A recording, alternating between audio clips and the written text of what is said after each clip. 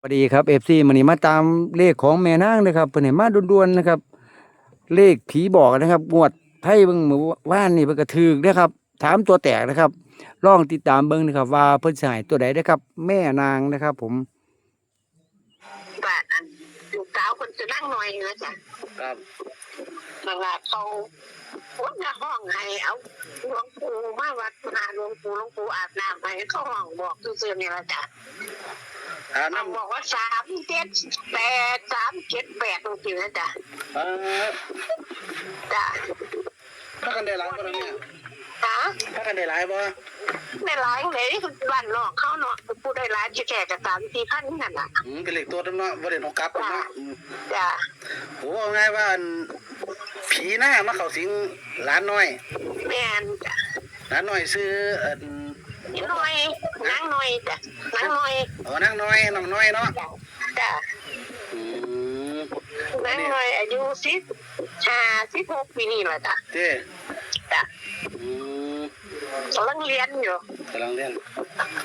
วันนี้พี่เลยเขาก็เลยไปให้ลูกอะไรเอาให้ที่แรกน่ะจ้ะพี่หน้าข้าเจ้าน่ะเพราะว่า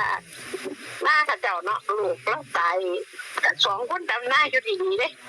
เจ็บท้องแล้วก็ตายไอ้นึงก็เอารถตู้ไปหาเงินไปใส่ตู้เสียนะจ้ะครับใส่ตู้เสียนั่นเดือน11 12เขาก็ไปเก็บนะ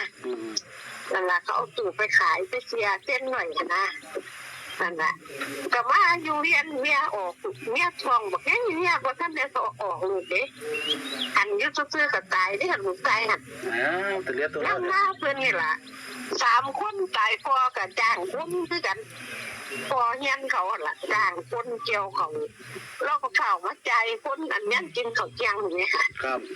กินเขาเจียงกับใจคนเมื่อแล้วก็จีลงบันไดลงมาตกกันข้างล่างไหมจ้ะคนกินเขาดังซึ่งเราจ่ายเงินวัดสุขุนแล้วก็มานั่งเจียงหน้าเนี่ยจะตายอยู่อันวันใดเนี่ยจะนั่งตาย4 คนเลยจะน้าตรงนี้นี่ไงเดี๋ยวพี่แก่เลยนี่จะคนไปเอาคนไปไต่ปลาไต่หนูตัวตาตัว2 ตัวปั่นจ้ะแลนถอยหลังแลนคนเรากันหลายคนมาไปหากินหน้าตรงนั้นมันมีผู้กล้าไปได้แต่แม่บอกแต่คุยไปเขาจะพูดไปไรเอาไหมจ้ะโอ้ยเขาอ่านว่าผู้กล้าไปต้องเลยจ้ะผู้กล้านี่เป็นสยามหน้าเพื่อนนะคะสมัยแข็งเนาะถือว่าหายากได้มองโอ้ยแข็งสุดยอดนี่จ้ะปัดแต่ว่าเมื่อวานเนี่ยเขาร้านน้อยจ้ะเขานั่งน้อยเลยจ้ะเขาลูกสาวหลานเพื่อนนั่นหลวงพ่อได้ให้จ้ะยังตั้งแต่แม่กับอีนั่งนี่แหละ2 คนอยู่เดียวนี่บ้านเบิดเทียนเบิดบ้านนั่นตัวนี้ตัวมันเถอะจ้ะเนี่ยตอนนั้นเป็นแม่กับลูกมาเรียนผีถ้ามาเขาลูกสาวคนนั้น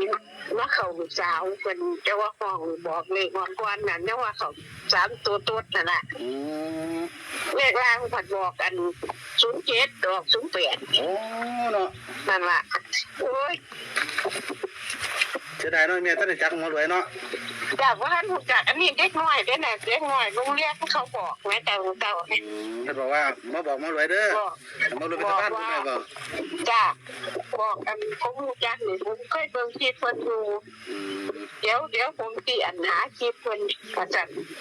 ที่บอกเลขที่แม่ชั่วเด้อว่าครับโอ้เดี๋ยวตุนอยากซอยเพิ่นเนาะนี่แม่ผู้ทำการได้ใส่น้ำเพราะว่าตัวเพิ่นแม่เป็นเงี้ยประสาทอันนี้ว่าห้องอย่างเดียวเลยกันมูสาววังใดๆนี่เว้นมูสาววังใดตั้งยังนึงเลี้ยวไปวังใดก็26อยู่จังหวัดเพิ่นบอกแม่ติแม่เขาบอกแม่นี่ที่บอกเนี่ย26นะแม่เนาะตัวเดียวเลยเนาะ26เอาวางกันบัดเนี่ยค่ะเพิ่นบอกว่ากันอยู่26ที่บ่เป็น66บ่นี่ว่าจัดต่อกันอยู่นี่ล่ะ66แต่กัน66กับ29นะแม่เนาะไอ้แม่นเขาไว้บ้านเลยบ่รู้จักดอกจักว่าหันบ่เคยจะอยู่กันแต่ว่า26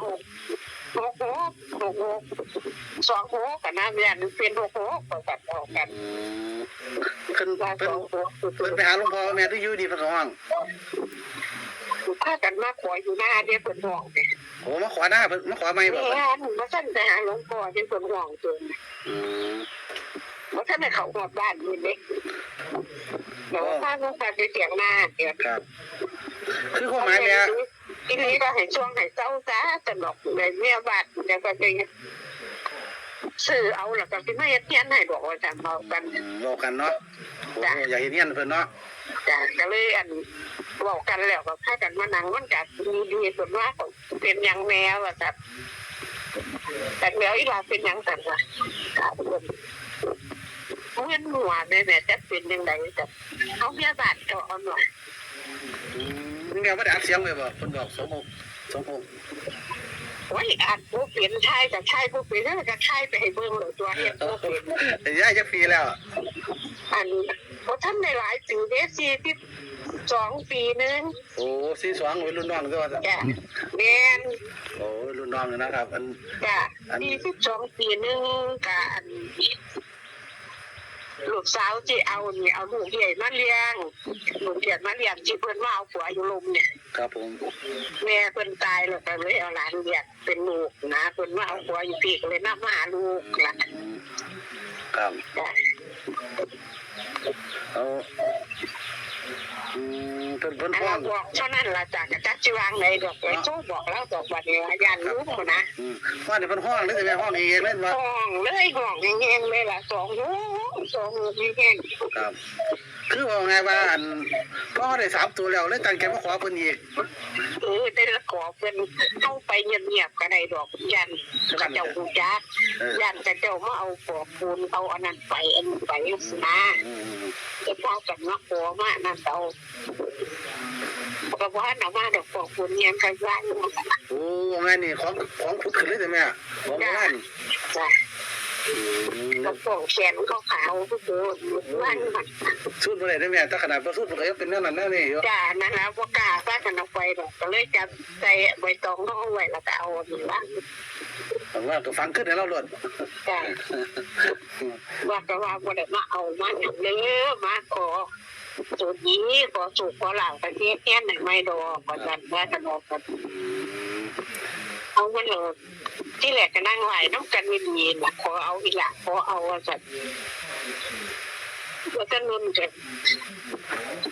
เลี้ยวพวกเฮาเลยเด็กเราไปเลยห้องว่าแห้งว่าเราต้องเอาเลยวันนี้ว่า26พุ่นเนาะ 2 หูเรียนอยู่บ่กันแม่นตัวนี้ก็ให้นั่นเด้อว่าที่ว่า2 หูมือใดนี่ยายแจงว่ายายแจงถามว่ามือใด2 หูมือใดมือใดมันมีมืออื่นก็ได้ตัวจัดว่า ยันเป็นแล้วเนี่ย จิตว่ากับจิตว่าเรียกเล่าบ่ว่ากันก็งึกหัวบ่นึกหัวนำโอ้แสดงว่าอาจจะเป็นแล้วก่อนเนาะ จ้ะ คือบ่ได้สิ ก็เลยว่าอยากบอกให้ฟังแล้วมันบ่เคยเห็นน่ะนะมีก็เลย ผู้ อ ส ยาก อบ เพิ่นก็เลยมาเนาะเพิ่นน่ะ ครับมีผู้สอบเพิ่นว่าเลขมื้ออื่นบ่หรือเลขมื้อใดว่าแต่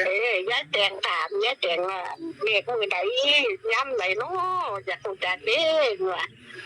เรียกมือใดเนี่ยแต่ว่าจะเพิ่นก็ว่ามือ เพราะว่ามื้อนั้นนางน้อยน่ะยัดหัวเลยพยัดหัว เพิ่นว่าหัวมืออื่นนี่บ่เรียกมืออื่นนี่ก็มีเด้เรียกออกว่าแต่นี่ยายแจงละสอนก็สอนไปนะครับ ก็ยายแจงสอนละว่าเงือกตัวนี่เนาะ เอาไว้ก็ลองเล่าคนเนาะมื้ออื่นเนาะลองเล่าคนเนาะ จังว่าเลยทำแม่แจกว่าเรียกมันมีจัก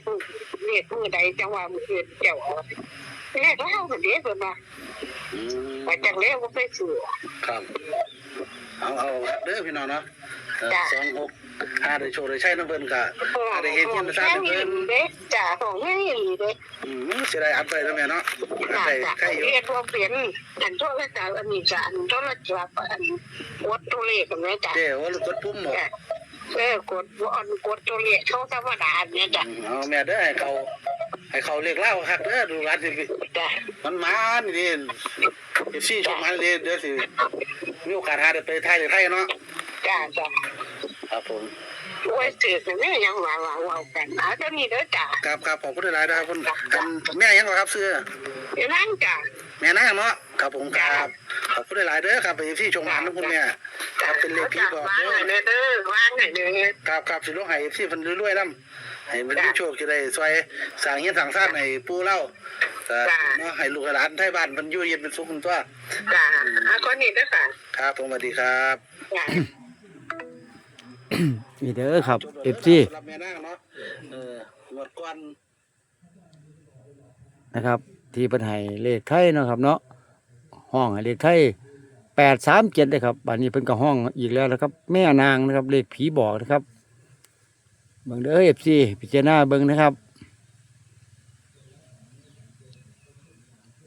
เพิ่นให้26ตัวเดียวนะครับก็กันให้66กับ29นะครับเป็นลาวมื้ออื่นนี่ก็ได้หรือเป็นไทยนะครับ ผมขอให้ FC แห้งๆปังๆดำๆรวยๆกับเลขผีบอกของแม่นางด้วยครับเด้อครับผมฝากกดไลค์ฝากกดแชร์ฝากกดติดตามช่องไอ้ปอกพารวยหมอรวยช่วยได้เด้อครับผมสวัสดีครับ